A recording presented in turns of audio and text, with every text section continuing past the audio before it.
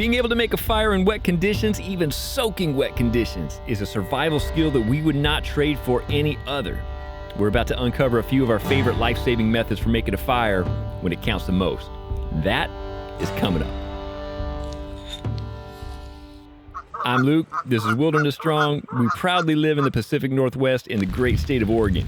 Great for hiking, exploring, adventure, and especially great for rain. Lots and lots of rain. Not exactly rainforest rain, but we just received 7 inches in the last 11 days, so this place is soaked.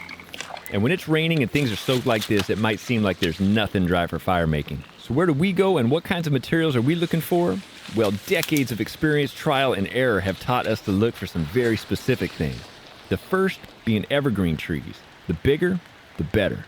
But there's one evergreen that stands unchallenged when it comes to shelter and resources for wet weather fire making. Cedar trees. And coming across one of these when you're on a soaking wet day like this is a sight for sore eyes. And when we came across this cedar on this dreary day, it was like stepping into a mansion. Now let's dive into why these trees are so valuable for fire making.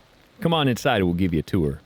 First of all, most everything under this tree is damp, but there's a massive difference between damp and soaked when it comes to getting a fire started.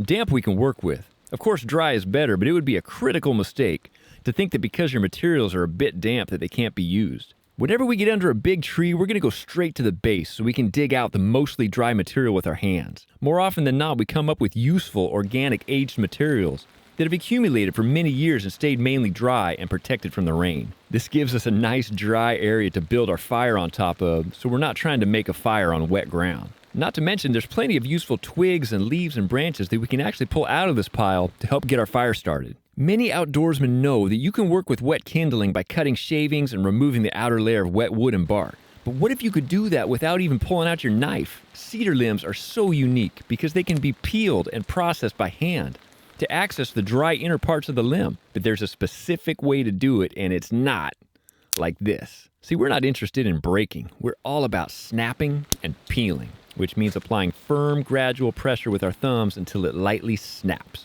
Trying to keep the split in the middle of the limb where the driest wood is.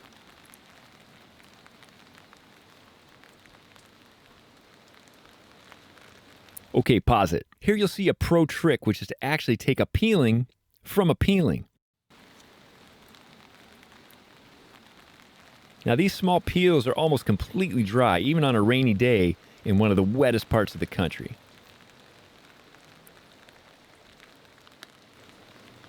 Now, as valuable as the limb peeling is, there's another unique feature of this tree that may be even more valuable, and it's available in abundance.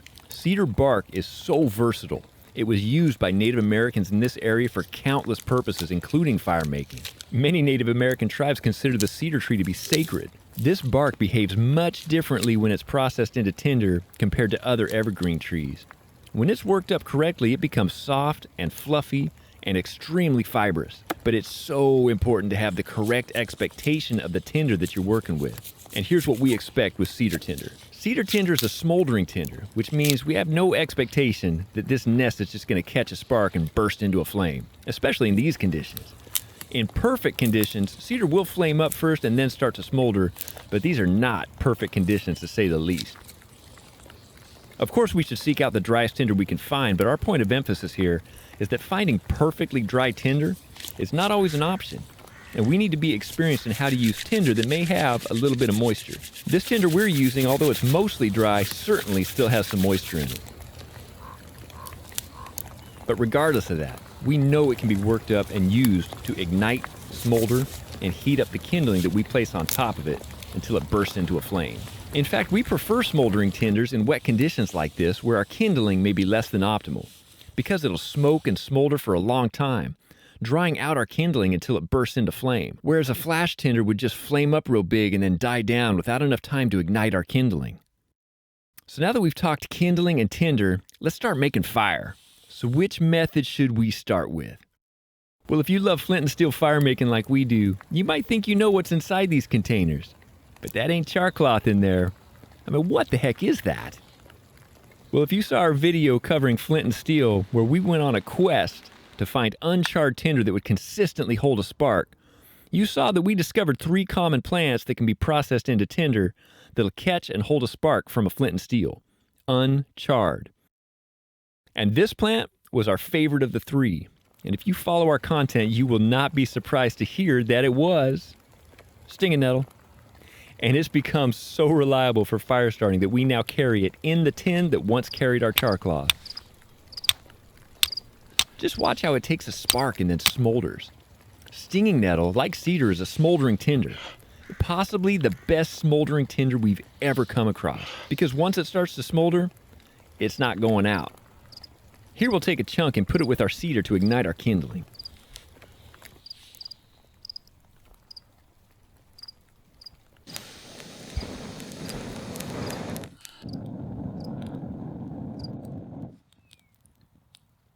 Will the wonders of stinging nettle ever cease? Now let's see how this cedar tinder responds to a ferro rod in wet conditions. Now this is a crucial point we're about to make here. We are not trying to set this nest of tinder on fire with these strikes. Strange as that might sound. We are not expecting it to burst into flame. We're using a specific technique for lighting smoldering tinders, especially ones with some residual moisture in them, like what we have here. This technique is all about repeated, steady, even strikes directed at one target area with the intent of charring the area until it'll accept and hold some spark. Okay, freeze it. You can see about a dozen little sparks that have grabbed hold because the area around them has been charred. Well, once we get that, we can quickly push them together and then give them some quick air.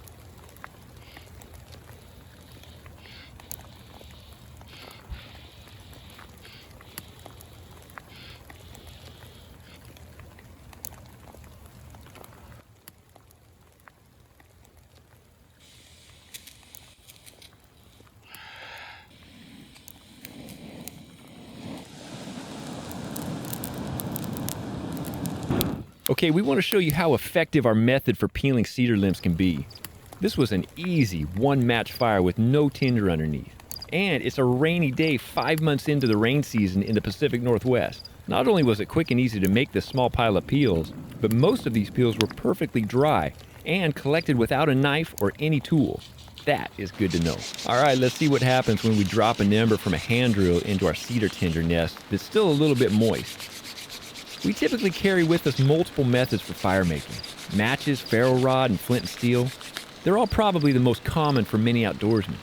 So why do we even bother bringing friction fire materials with us as well? Well, aside from the extreme fun and satisfaction we get from creating fire with a stick and a board, from a practical perspective, there is one significant advantage you get from friction fires. Friction fires produce an already established smoldering ember as your starting point for your tinder and kindling. In fact, in conditions like this, we find the process of igniting our tinder much easier using the ember of a friction fire than throwing down sparks at it from a ferro rod. Now, we've been praising cedar in this video, but what if there's no cedar trees to be found?